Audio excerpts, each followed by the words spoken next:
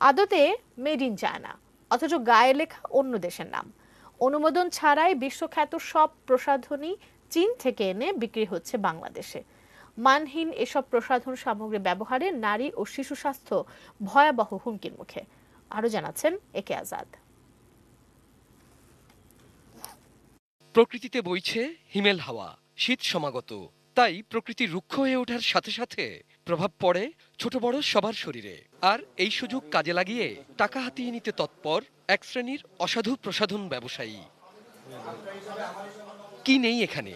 শিশুদের ত্বকের উপাদান থেকে শুরু করে নারীদের প্রসাধন সামগ্রী, সবই ভেজালে ভরা, অথচ বাইরে থেকে বোঝার কোনো উপায় নেই। বিশ্বের নামি দামি সব ব্র্যান্ডের প্রসাধনে পুরান ঢাকার মৌলভীবাজার টাওয়ারের কয়েকটি গুদাম। তিনটা অনিয়ম আমরা পেয়েছি। প্রথম হচ্ছে কিছু প্রোডাক্ট হচ্ছে আপনার একদম লোকালি তৈরি করা নকল, আর কিছু প্রোডাক্ট চায়না থেকে নিয়ে আসছে নকল মাল, কাউন্টারফিট, আর কিছু প্রোডাক্ট হচ্ছে আপনার লাগেজে আসছে, ট্যাক্স ফাঁকে দিয়ে নিয়ে আসছে আর কি। ভেজাল প্রসাধন উৎপাদন ও বাজারজাত ঠেকাতে মাঝে মধ্যে র্যাবের ভ্রাম্যমাণ আদালতের অভিযান চলে, তারপরও থামছে না। এসব অভিযান দেখে কৌশল বদলায় অসাধু ব্যবসায়ীরা। কিন্তু কিভাবে?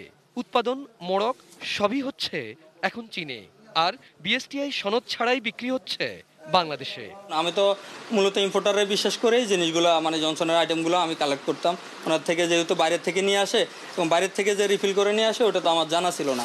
সেটোয়েড বডি যেটা হয়েছে, ওটা আমার মনে করেন যে ওইগুলো আমি ফালাই দিব, আর ওটা আমি বুঝতে পারছি যে এটা 2 নম্বর জিনিস। প্রতারকদের ভুলের মাসুল গুনতে হচ্ছে সাধারণ জনগণকে, যাদের হাত থেকে রেহাই নেই শিশুদেরও। বাচ্চাদের জন্য মারাত্মক স্বাস্থ্য ঝুঁকিতে পড়তে পারে, সমস্যা তৈরি হতে পারে। এই ধরনের নকল কসমেটিক্স যারাই ব্যবহার করবেন, তারা যে কোনো ধরনের স্বাস্থ্য ঝুঁকিতে শুরু করে এমনকি ক্যান্সার হতে পারে। বারবার সতর্ক করার পরও টনক নড়ছে না অসাধু ব্যবসায়ীদের। শাস্তি দাবি করছেন ব্যবসায়ী নেতারাও। যেটা অলরেডি যে স্টিকার, যার না স্টিকার, আমি অন্য স্টিকার, এটা অনৈতিক, এটা আমি এটাকে নৈতিকতা বলবো না, এটা অবৈধ, লাগানো এটা ঠিক না। একে আজাদ, এটিএন নিউজ, ঢাকা।